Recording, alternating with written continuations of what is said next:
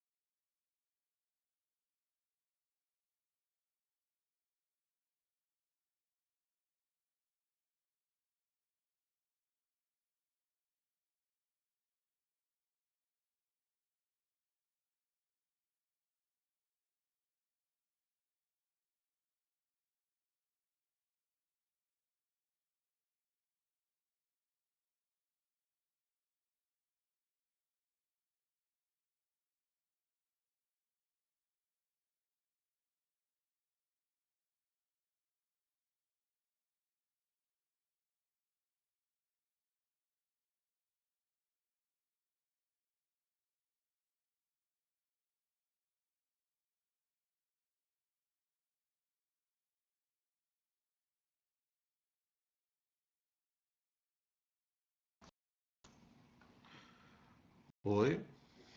É que eu não estava falando nada. Vamos ver se agora tu tá ouvindo. Leslie. Alexandre Leslie? Isso? Testa aí, vê se tu tá ouvindo.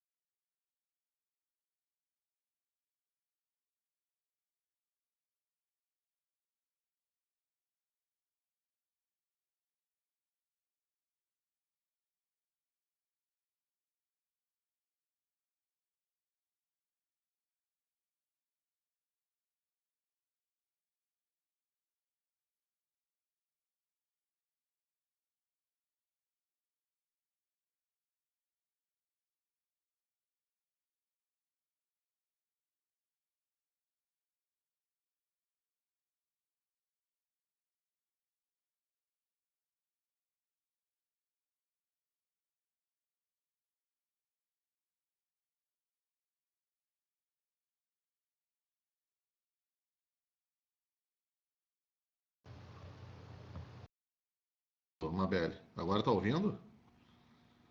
Eu não tô o tempo inteiro com áudio, né? E aí?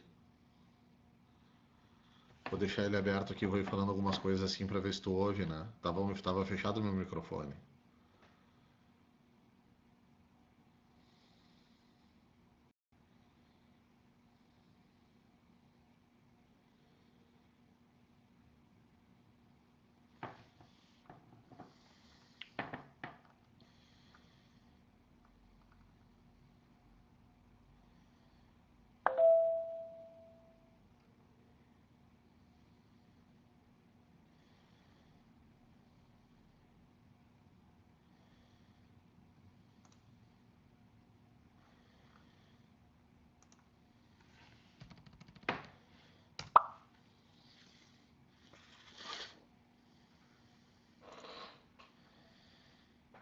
E aí, estão ouvindo?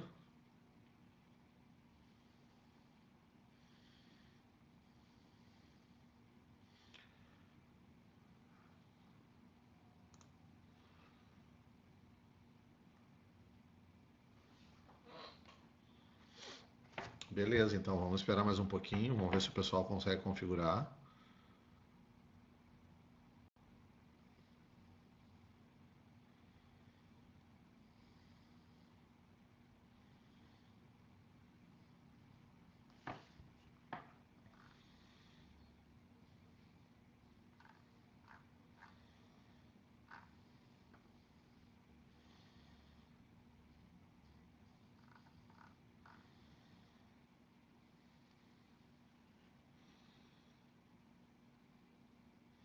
Isso, beleza, então. Só esperando eles assim para ver se está tudo ok com a turma. E aí a gente dá início.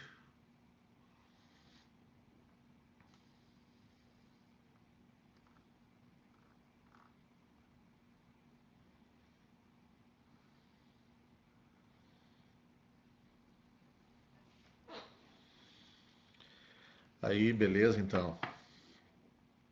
Como é que vocês estão aí, turma? Tudo numa boa aí com a quarentena? Começamos a partir de hoje, então, um processo de aulas assim ao vivo e online, o que é muito legal, né? A gente vai interagindo. Vocês sempre fiquem à vontade para colocar coisas enquanto eu estiver aqui conversando. Vocês escrevam aí no chat. A partir desse momento, a gente a gente começa então hoje alguns combinados. Vamos combinar algumas coisas.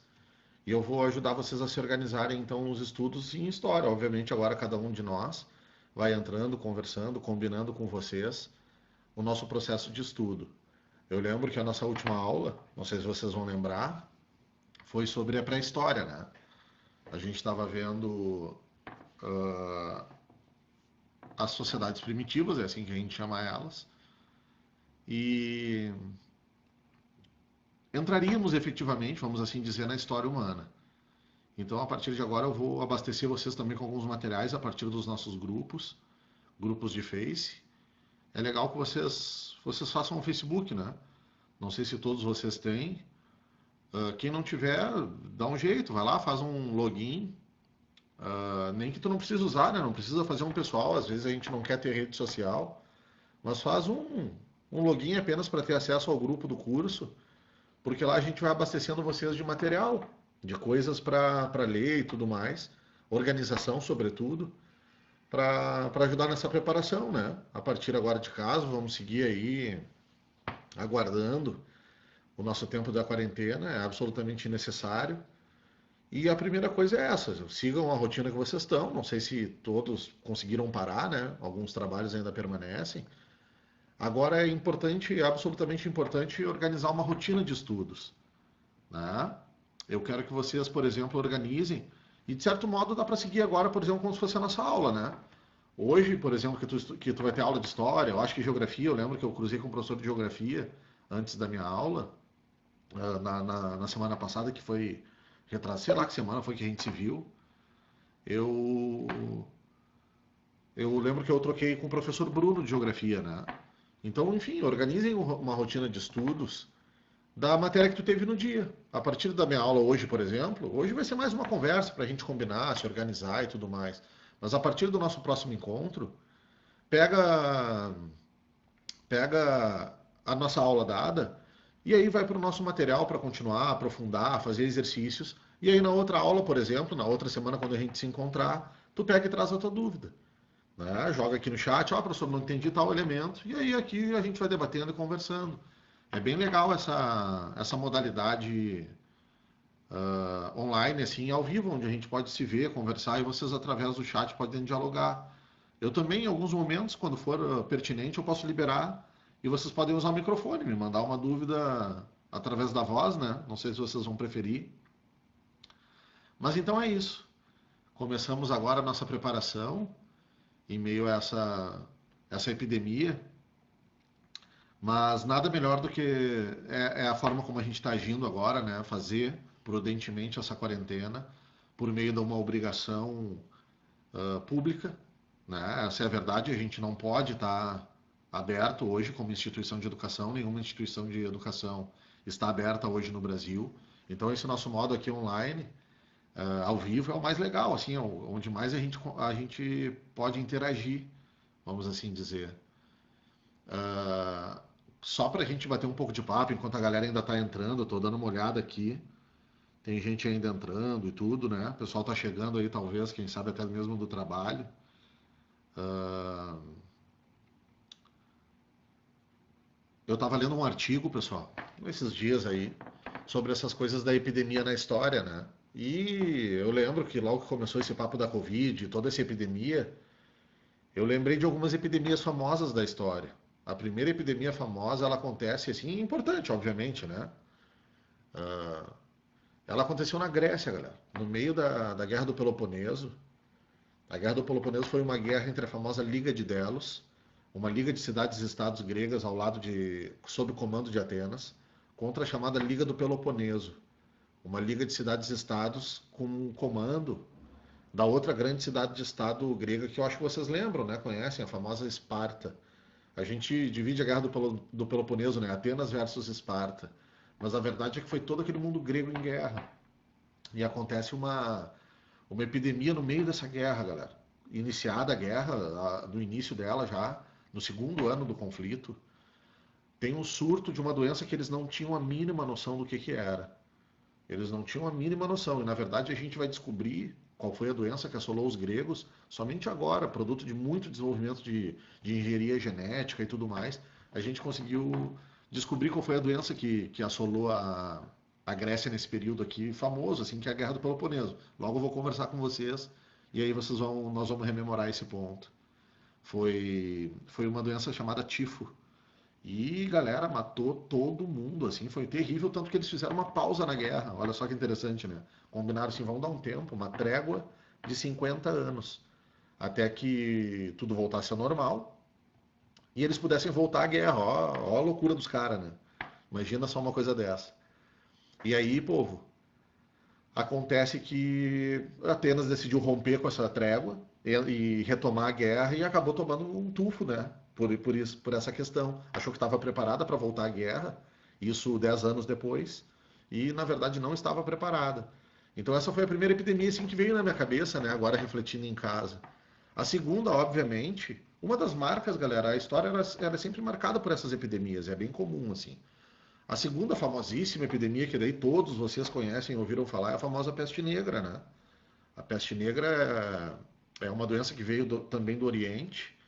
Ela tem a porta de entrada no Ocidente Europeu a partir da Itália também, porque era o grande centro comercial europeu dos anos 1200, 1300, 1400. A peste negra, povo, ela aconteceu entre 1348 e 1352. Foi um período super breve, assim, um período super curto.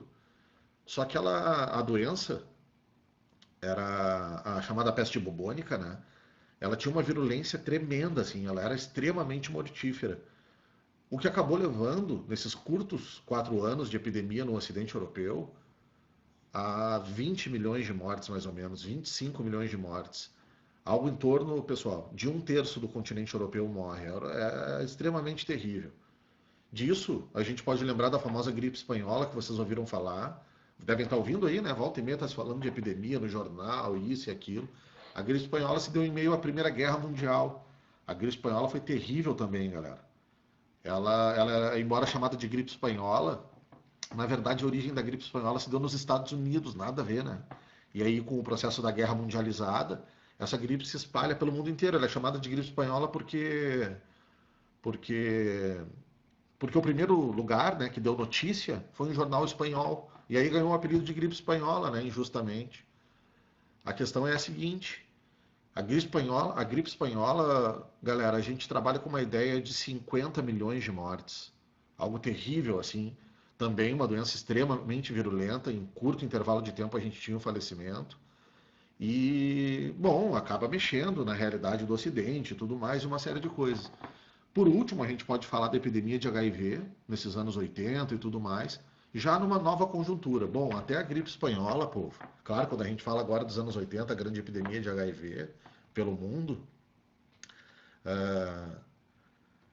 a gente já está numa outra conjuntura. Lendo o artigo dessa professora que eu disse para vocês, ela pondera ao final desse texto, tá, a primeira coisa que é legal, assim, legal, entre aspas, em meio a tudo isso que a gente está vivendo, é que a Covid-19, esse nosso vírus aí, né, o tal do coronavírus, ele não é um vírus com tamanha virulência, tal qual esses outros que nós conversamos aqui.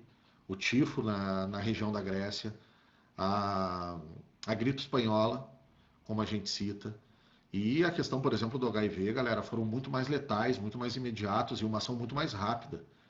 Só que então, voltando sobretudo àquelas anteriores, a gente não sabia nem o que fazer.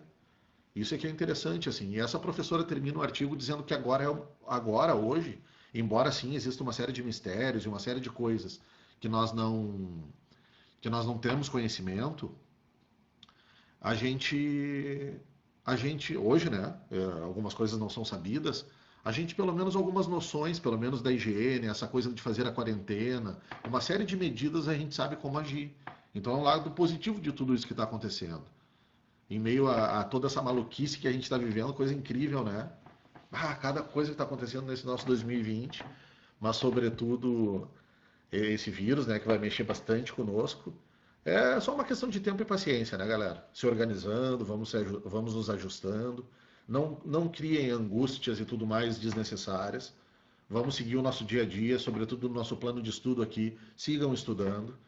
Organizamos, a partir de agora eu vou ajudar vocês, vou mandar alguns materiais para vocês, organizar uma rotinazinha de estudo em casa, e aí tocar ficha, ir fazendo passo a passo e tudo mais, porque logo vai voltar à normalidade, a gente vai poder estar junto de novo aí, vocês no trabalho, depois nós em sala de aula, tá? Só para a gente ter uma pequena conversa, um primeiro momento, assim, se juntar e ir estabelecendo esses contatos. Então, galera, começando a partir de agora, depois eu mando para vocês uma linha do tempo, tá? Para tu te organizar em casa. Eu lembro que na aula passada a gente conversou sobre a prova de história, conversei sobre as características do Enem, a prova da URGS e tudo mais, e que nós começamos a pré-história. Nesse começo de pré-história eu subdividi no quadro, então tu pode pegar o teu caderno aí. Pega o caderno da nossa última aula. Vou dar um minutinho para vocês localizarem o caderno aí, caso tu não tenha pego. Eu vou ali pegar uma água.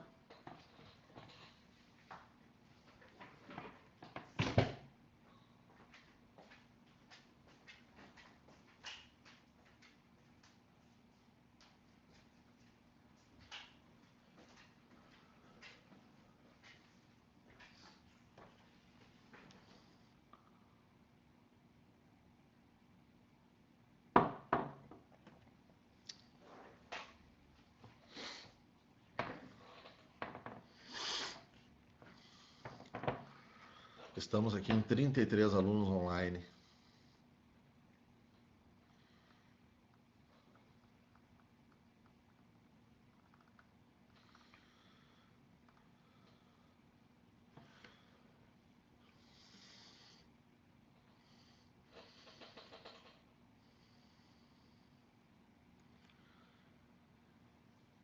Alguém já está com o caderno aí? Conseguiu abrir? Nós tínhamos escrito o que ali na pré-história? Colocamos o Paleolítico e o Neolítico, fizemos a divisão, né?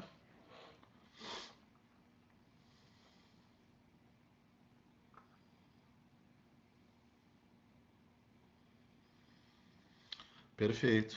Isso aí. Então a gente foi além, inclusive, é justamente onde eu pensava que nós estávamos. Só queria ter certeza aí com vocês. A partir da chamada Revolução Neolítica, em 10 mil anos antes de Cristo, acontece o processo de sedentarização. A Revolução Neolítica é chamada também de Revolução Agrícola, né? A domesticação de plantas e animais. A partir desse processo de domesticação, existe um grande crescimento populacional. É um crescimento maluco, né? É uma coisa que sem precedentes, obviamente, na história. E foi justamente por esse motivo, esse crescimento populacional, que nós entramos na ideia de civilização. A entrada para a história. Agora eu estou lembrando, a gente foi debatendo várias coisas, e inclusive eu trabalhei essa ideia com vocês de ser civilizado, né? A ideia de civilização, quando ela é construída, era, era óbvio, obviamente, né? Ela era dotada de algo como se fosse bom, como se fosse positivo. E aí eu trabalhei com vocês, acredito, que na verdade não. Na verdade a gente não tem muito, a gente não deve colocar juízos de valores nas coisas na história. Ao contrário de quando foi feito, obviamente se pensava que a ideia de civilizado era positivo, né? Não sei se a gente efetivamente entrou nesse debate, mas a gente parte daqui quando alguém diz para a gente assim, essa pessoa é civilizada. Imediatamente tu vai pensar, isso é uma pessoa legal, né?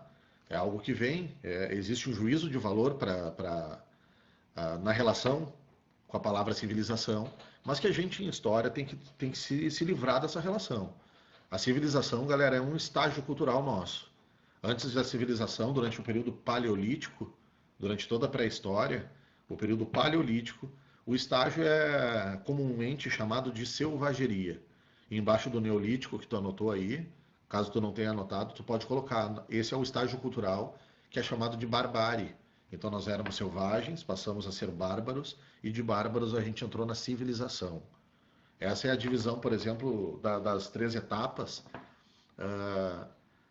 que tradicionalmente se trabalha. É óbvio que quando, né, a gente estava falando, quando isso foi construído, a ideia é de que sim, sim, isso daí é melhor, né? Houve um processo de melhora, de progresso, de, de avanço.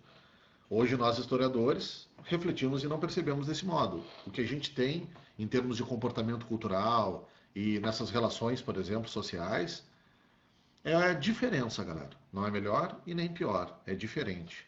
Significa então que os grupos paleolíticos não são melhores e piores do que ninguém.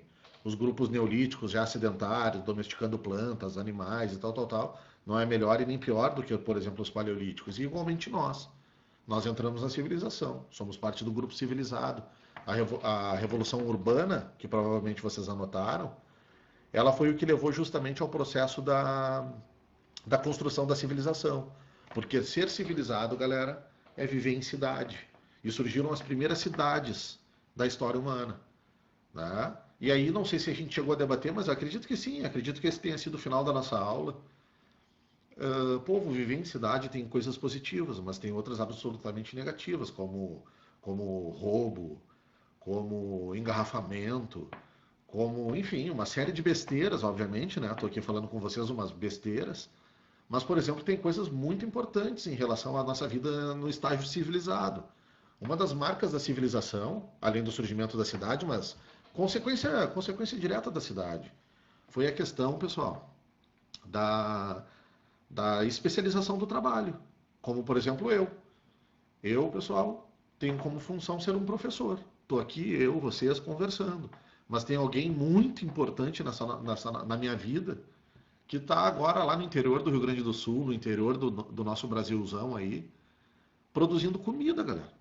Produzindo arroz, feijão, batata, enfim, tudo aquilo que é importante e essencial para a minha vida. Claro que vivemos nessa cidade e eu também com um papel muito importante para esses camponeses, para esses agricultores produtores de comida. Isto é, eu sou um professor e os filhos desses produtores vão à escola para ter aula comigo. Então existe uma relação e um processo de especialização. Sora, até aí agora não vi nada negativo nisso, claro. Existe um ponto que é um processo de alienação, galera. Hoje, se eu precisasse sobreviver, eu não sobreviveria. Eu simplesmente não sei como fazer para me alimentar e o que eu posso comer, por exemplo, se eu ver uma árvore, posso ou não posso comer? Essas raízes têm ou não têm nutrientes? Então, durante o período pré-histórico, nós tínhamos uma relação de simbiose profunda com a natureza. uma relação total com a natureza, onde nós sabíamos exatamente tudo aquilo que era essencial para a nossa vida. Com o processo da vida civilizada existe essa especialização, produto da demanda, era muita gente, galera. E cada um passa a cumprir uma função. Percebe que nesse processo nós precisamos de uma vida em sociedade. E se em algum momento isso se rompe, nós estamos ralados. E aí, por exemplo, eu enxergo isso como um ponto negativo, eu me sinto dependente em relação ao outro. Pensando, claro, no momento de colapso. É óbvio que a gente pode viver nessa sociedade e sabemos que mais ou menos a coisa funciona, né? Pois bem, essa é a nossa entrada para a história. E tu percebe então que não é melhor e nem pior. É diferente. Hoje nós vivemos um estágio diferente dos estágios anteriores. O estágio neolítico, já sedentarizado e tal, e do estágio paleolítico. É isso que tem que ficar na tua cabeça. Não é melhor e nem pior. Isso em termos de cultura para sempre. A prova do Enem cobra bastante isso de nós, galera. Que a gente não tenta impor aos outros os nossos valores. Isso é uma marca meio natural que nós temos. Mas isso é um erro. Isso não é legal para uma sociedade, galera, como hoje nós desejamos, de ordem democrática. A vida em sociedade é, sobretudo, uma vida de respeito ao próximo. Sobretudo, essa é a pauta do Enem, né? Uma prova que respeita os direitos humanos. Então, na medida em que a gente tem que respeitar as diferenças, a gente não tem que se sentir melhor e nem pior. A gente simplesmente tem que entender que somos diferentes uns dos outros. Então, a nossa entrada, povo, para a história, para a chamada civilização, ela se dá mais ou menos em 3200 antes de Cristo, naquilo que nós chamamos de Revolução Urbana. Onde é que se deu esse processo? Onde hoje nós chamamos de Oriente Médio, mas que aqui no período antigo, né, nós estamos entrando, portanto, na chamada Antiguidade. Aqui no período antigo era chamado de Oriente Próximo.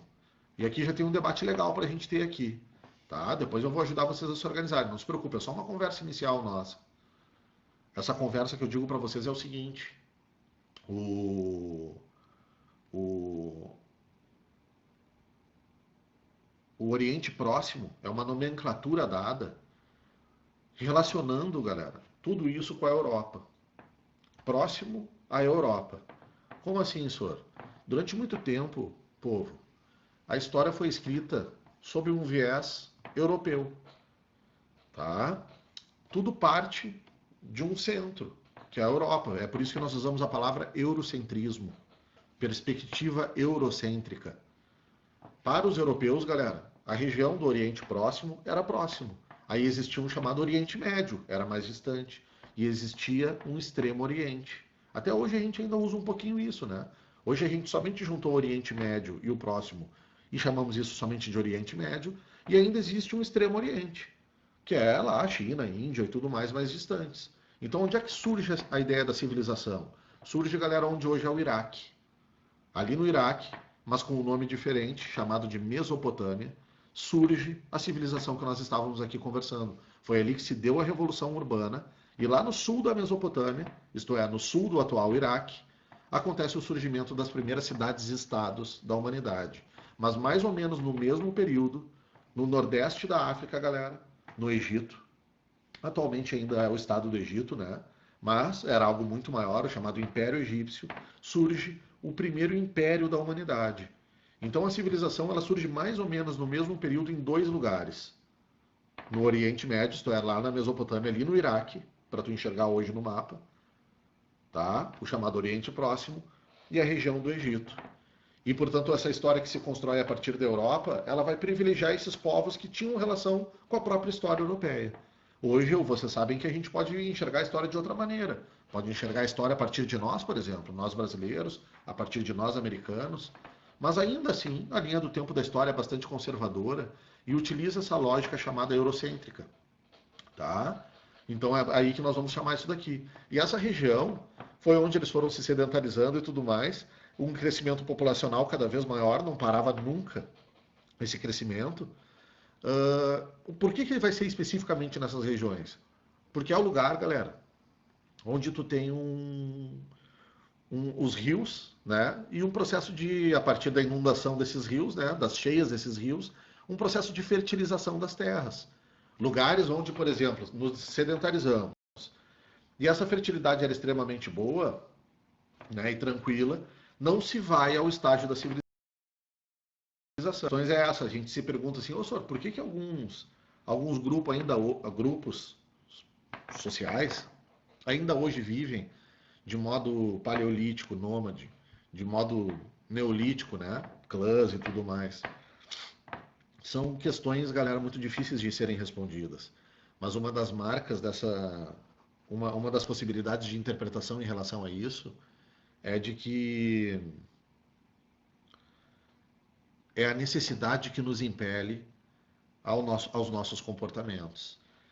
O que eu quero dizer para vocês? Bom, onde havia um rio, onde havia uma fertilidade, onde havia terra fértil e sempre fértil e tudo tranquilo, beleza, a vida continuou.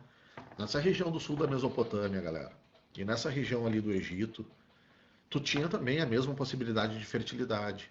Mas ao mesmo tempo em que esses rios, né, Tigre e Eufrates, da Mesopotâmia, por isso a palavra Mesopótamos, entre rios, né, e a região do Rio Nilo, galera, era necessário, além da bonança que vinha e tal, a partir do humus que era trazido com a cheia do rio, era necessário dobrar esse rio. Um crescimento populacional muito grande impelia os seres humanos dessa região a conseguir, por exemplo, levar água potável através de canos, vamos chamar assim, são os chamados diques, galera. Através de diques, represas, represando a água para mais tempo, para além desse processo da cheia, portanto, necessitando da obra humana para organizar o processo de fertilidade da terra e durante mais tempo ter alimento para essas pessoas. Então, além de tu ter o lugar favorável, tu tem a necessidade. O rio Tigre e Eufrates, ele tem um processo de cheia, mas depois ao longo do ano inteiro tu não teria essa cheia. Então o que se faz? Tu faz diques que levam a água e essa fertilidade a territórios mais distantes. E o segundo elemento, tu faz represas para represar essa água, para usar essa água ao longo do ano quando tu necessitasse. Quando acontecia, obviamente, né, o processo de baixa dos rios. Algo natural até os dias de hoje. E da mesma maneira no Rio Nilo. O Rio Nilo, pessoal, ele fertilizava uma curtíssima, vamos assim pensar, faixa de terra no seu momento de cheia. E através dos diques e represas, os egípcios, por exemplo, eles conseguiram fertilizar as margens do rio, algo em torno assim de 30 quilômetros para cada lado das margens dos rios.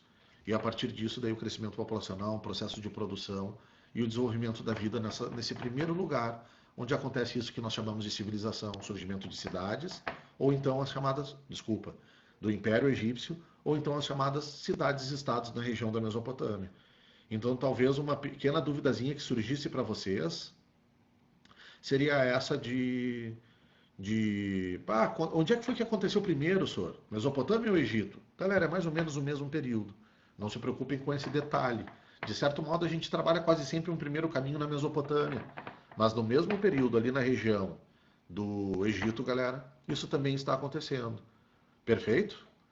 Sim ou não? E aí, galera, para a gente dar continuidade, agora, né, no finalzinho desse nosso encontro, daqui a pouquinho termina a nossa aula, é muito importante a gente debater o chamado conceito de modo de produção. Isto é, como é que uma sociedade se desenvolve, se reproduz ao longo do tempo. Né? Deixa eu ver aqui uma pergunta. Tu vai mandar um resumo para ser copiado no caderno? Sim. Se eu falei sim é que eu não precisava escrever, né? A gente ainda está se adaptando. Vou. Depois eu mando slides para vocês, tá? Slides das nossas aulas. Pode deixar que a gente está aprimorando cada vez mais para que fique melhor para vocês se organizarem, estudarem e tudo mais, né? Nem te preocupa. Então, povo, é o seguinte. Como é que se dá um processo de organização de uma sociedade e de desenvolvimento dela? Para isso, um intelectual chamado Karl Marx, do século XIX, um estudioso do capitalismo, acho que todos vocês conhecem ele vai desenvolver um conceito chamado de modo de produção. O que é o modo de produção? Para ele, galera, o que nos faz seres humanos, o que caracteriza um ser humano, a gente já se perguntou sobre isso, vocês já se perguntaram sobre isso? O que nos diferencia dos demais animais, né? Para ele, galera, o que diferencia o homem dos demais animais é o processo de trabalho. Nós, o animal, o homem, Homo, a espécie, é a única espécie que trabalha. Um trabalho criando novos campos de possibilidade e a partir desses novos campos de possibilidade, criando um mundo que não havia. Pode ver, por exemplo, o processo nosso de produção de cultura e o estágio, por exemplo, que a gente está. Pensa que a gente vivia naquelas cidades, estados rudimentares iniciais e olha o alto nível de tecnologia. Em vez da gente estar agora desesperado, não, estamos aqui na quarentena, tranquilo, aulinha online. Esse processo de desenvolvimento povo cultural é ato do nosso trabalho. Portanto, para Marx, o animal homem, homos, a nossa espécie, né, é justamente o animal que trabalha. Então, para ele, o ato de produzir, os donos do meio de produção e quem é que trabalha, é o elemento mais essencial para entender o processo de reprodução de uma sociedade. E aí que entra a nossa questão. Durante toda a pré-história, a gente viveu o chamado modo de produção comunista, modo de produção comunal, ou então o chamado comunismo primitivo. Eu estou aqui com o comunismo na cabeça, né? Comunista. Povo, o chamado comunismo primitivo. Quando a gente entra na história, galera, surge a desigualdade. Durante toda a pré-história, a gente era igual. Vivíamos igualitariamente, todo mundo era igual. Assim que a gente dá um passo e entra na civilização, ó, esse aí para mim, no que eu penso como vida, como sociedade, né, como valores, esse é um ponto negativo para mim da civilização. Viver em civilização significa viver em um mundo onde tu vai ser necessariamente explorado, onde haverá exploradores e explorados. Surge aqueles que comandam e os que são comandados. Esse foi algo que aconteceu somente na história. Não havia isso na pré-história. Então, por exemplo, ser civilizado é melhor. Para quem? Essa é a pergunta que se faria. Para quem que é melhor? Dependendo, não é melhor, não. Depende do lugar onde tu vai te colocar nessa sociedade, né? Pois bem, voltando. Quando a gente entra para a história, no Oriente Antigo, como agora a gente estava conversando, no Egito e na Mesopotâmia, Marx então identifica uma série de comportamentos em relação aos donos dos meios de produção e a quem é que trabalhava, e que nós damos o nome de modo de produção asiático, galera. O que é o modo de produção asiático? Ele localiza nessas sociedades do Antigo Oriente, e aqui nós temos um primeiro detalhe que é importante, isto é, não é bem na Ásia. Como não? Claro que não. O Egito é na África, povo. Se o Egito fica na África, como é que tu vai usar o conceito modo de produção asiático? Beleza, primeiro errinho, galera. Bota aspas ali e está resolvido. Né? Não tem problema, nós podemos usar o nome modo de produção asiático. Só te lembra, né? Um dos berços da civilização, onde igualmente isso vai funcionar, é no Egito, que está na África, não na Ásia. Mas Marx ele comete esse erro porque ele não estava muito preocupado mesmo com a origem da civilização, galera. Ele não estava olhando a Mesopotâmia, ele estava olhando a outra parte do Oriente, da Ásia, que era a Índia. A Índia e a China, que é o mesmo tipo de comportamento, mas eles são posteriores. Por isso que a gente está aqui no Mesopotâmia e no Egito, porque foi o início. Mais ou menos uns 1000 anos depois é que vai surgir a civilização, lá no Extremo Oriente. E é por isso que a gente primeiro começa onde realmente começou a civilização. Só que o Marx, lá no século XIX, ele não estava preocupado com a origem da civilização, e sim preocupado com a Índia, que era explorada pelos ingleses. E ele começa a demonstrar que a Inglaterra, através do capitalismo, destruiu o que era a Índia. E demonstra que a história da humanidade comportava-se de modo diferente. Isto é, não era igual, porque o argumento dos caras que brigavam com Marx intelectualmente era: Marx, a desigualdade humana é natural. A gente sempre foi desigual. Naturalmente, o processo de exploração e miséria sempre houve. E quando ele se debruça sobre a história humana, ele mostra que não, sempre não. Durante toda a pré-história não éramos desiguais. E agora, entrando na história, existe desigualdade, mas a desigualdade que houve ao longo da história humana, ela foi diferente. Na Idade Antiga foi de um jeito, em Grécia e Roma, no mundo antigo do Ocidente, foi de outro jeito. No Ocidente do mundo medieval, foi outro jeito. Até que nós chegamos agora no nosso mundo, isto é, o modo capitalista. Portanto, todos os seres são históricos. Né? Essa é a relação que foi se desenvolvendo ali e que Marx, então, vai debruçado sobre a história, vai organizar. Então, primeiro errinho, beleza, deixa de lado. Modo de produção asiático, botamos umas aspas nessa Ásia e permanecemos. Qual é a marca do modo de produção asiático, isto é, do início da civilização e desses povos do Antigo Oriente? Galera, a propriedade é do Estado. Isto é, ao contrário de nós hoje que temos a propriedade individual dos meios de produção. Como assim, senhor? Como assim? Pensa no cara dono da Gerdau. A Gerdau é um meio de produção de aço e tudo mais, e de coisas essenciais para a indústria brasileira. O dono da Gerdau, galera, tem um nome. Eu não sei qual é o nome dele, a gente ia lá, vai lá, localiza e tal, dá pimba. Tu vai chegar lá num grande acionista, que é o dono dessa empresa.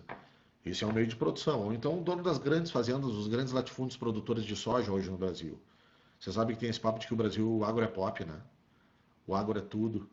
Então, por exemplo, nós que somos uma nação pautada por um processo de exportação dessas chamadas commodities, quem são os donos dessas grandes fazendas? Bom, a gente vai lá e vai pegar o nome dessa meia dúzia de grandes latifundiários que comandam o processo de produção do Brasil. Essa é a ideia de modo de produção que eu estou falando para vocês, isto é, meios de produção. Entenderam? E quem é que eram os donos dos meios de produção durante o Oriente Antigo? O Estado, galera. O Estado. Um Estado comandado por um grupo humano. Uh, por exemplo, no caso do Egito, que daí todos vocês conhecem, a figura do faraó. O faraó, os seus parentes e aquela nobreza que ficava em volta dele. Eles são os donos desses meios de produção, são aqueles que controlam esse Estado e, consequentemente, aquilo que é produzido. E quem é que trabalhava? A grande massa de camponeses, galera. Né? Então, o modo de produção, eu trabalho com vocês dois tópicos, isto é, onde está a propriedade? O Estado. Né? Segundo tópico, quem é que trabalha nessa história? E aí, por exemplo, quem é que trabalha nessa história? O camponês egípcio, o camponês mesopotâmico. Era ele o responsável por reproduzir essa sociedade. Deixa eu traçar um paralelo com o presente, para a gente voltar. Ó, aqui o Rodolfo botou, é o Jorge Gerdau. Verdade, né? É um dos donos dessa empresa, que é uma empresa gaúcha, só dei um exemplo para nós aqui, de uma grande empresa. E quem é que trabalha nessa Gerdau? Nós, os chamados trabalhadores assalariados. Ao contrário lá no Egito e na Mesopotâmia, que era um camponês que trabalhava no campo, hoje no modo de produção capitalista, galera, nós temos o chamado trabalho assalariado. A gente trabalha e ganha uma grana pelo nosso trabalho e uma parte do nosso trabalho se reflete em lucro do dono do meio de produção, né? do Jorge Gerdau ali, que a gente estava usando o exemplo. Então, como é que se configura um processo de modo de produção? Esse processo de modo de produção se configura a partir da relação entre os donos dos meios de produção e aqueles que reproduzem o trabalho. E agora, quando eu tracei um paralelo com o nosso presente, ficou bem claro para vocês. Como é que nós chamamos o trabalho exercido pelos camponeses no modo de produção asiático? Chamamos de corveia ou, galera, de servidão coletiva. Porque os caras eram obrigados a prestar esse serviço para o Estado, a produzir. E aquilo que eles produziam ia para o faraó. E o faraó, galera, depois redistribuía essa alimentação entre a população. Obviamente que ele organizava tudo que tinha que fazer, né? E a partir dessa organização de tudo que ele precisava, a construção disso, construção das pirâmides, por exemplo, havia a redistribuição entre a população. É óbvio que tu percebe que em alguns momentos, galera, aqueles que trabalhavam passavam fome. Nada muito diferente dos nossos dias de hoje, em termos dessa relação. Quem produz a riqueza não fica com a riqueza. Beleza, galera? Terminamos então o nosso primeiro encontro. Fiquem calmos, vai dar tudo certo. Agora eu vou mandar para vocês as nossas slides e tudo mais para vocês se organizarem comigo. E assim a gente vai organizando nossos estudos aqui, até que a gente possa se ver de novo. Tá bom? Um beijo então para todos vocês. Tchau, tchau.